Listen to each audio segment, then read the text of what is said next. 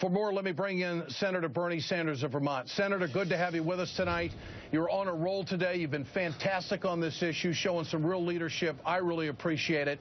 And I want to go back to the Senate Conservative Fund.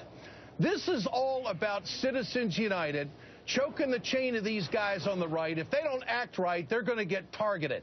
Tell your thoughts on this. Is that really the root cause of all of this and why Boehner can't make a move? Ed, in many respects, it is. What's going on right now, we have seen some moderate conservative Republicans having the guts to stand up to Boehner and say, okay, we don't like Obamacare, but you know what? We don't think you should shut down the government. We are prepared to vote for a clean CR, continuing resolution.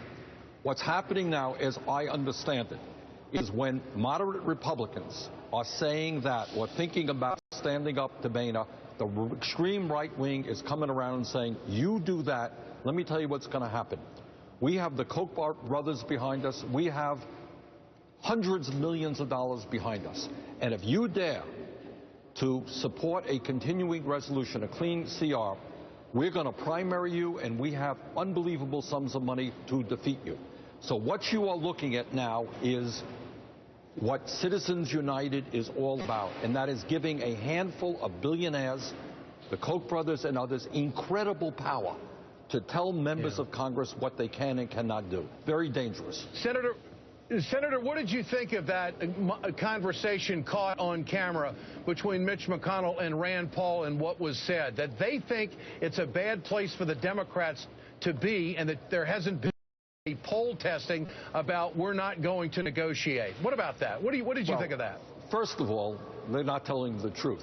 I mean, as you well know, Ed, the continuing resolution of $968 billion that we passed is much, much lower than it should have been and much lower than I and many others feel good about.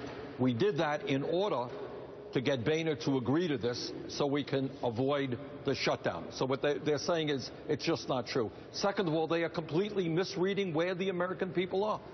The American people, I mean, poll after poll tells these guys the American people think you cannot sabotage the United States government, put 2 million people's salaries at risk. You know what's going on in this country today? You got working people worrying about how they're going to pay their mortgage or how they're going to pay their college loans. The American people do not agree with what the Republicans are doing. This is Ted Cruz said today that the shutdown is the Democrats' fault. I want to play this. Here it is. Look, I think it is indefensible that President Obama and Harry Reid have forced a government shutdown. They shouldn't have shut down the government. The reason we have a government shutdown is because they're refusing to compromise. They're refusing to negotiate. 4 times the House of Representatives has passed a reasonable compromise, a middle ground, and 4 times Harry Reid and President Obama have said, go pound sand, jump in a lake. We're not going to compromise. Senator, your reaction to that? Well, as I said, that's total nonsense. Of course, the Democrats have already compromised by bringing forth a budget that the Republicans wanted. Second of all, everybody understands that the issue here is the Republicans want to destroy or scale back the Affordable Care Act, which was passed by the United States Congress, upheld by the Supreme Court, and validated in the last election. What you cannot have, and you made this point, is a precedent where a minority can say, we are prepared to shut down government, we're prepared to default and drive the entire world economy into a recession unless you give us what we want. Because if you do it now, I promise you, they will be back next year and the year after. Elections will mean nothing. And it will simply be a situation where people can hold the American people hostage. Senator, I want to play this clip of you talking today about the Capitol Police during yesterday's incident in Washington. Here it is. Yesterday, we had an incident right here on Capitol Hill. I heard the shots. Many of us went away from the shots. Police officers went to the shots.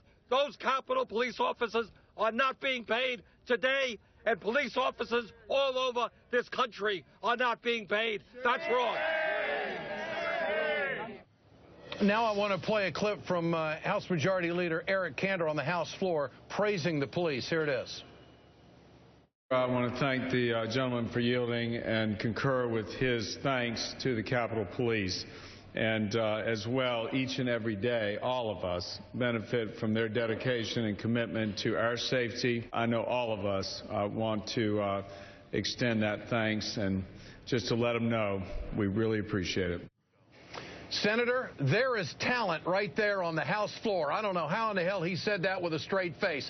I mean, what has unfolded yesterday and what they're doing right now exposes their hypocrisy, does it not? Of course it does. I mean, just think about this, Ed. 2 weeks ago, we had the tragedy here in Washington at the Navy Yard, 12 people killed. And the people who were in the midst of that gunfight were federal law enforcement people. Yesterday, these guys were going, trying to protect the members of Congress and people in the area, putting their lives on the line.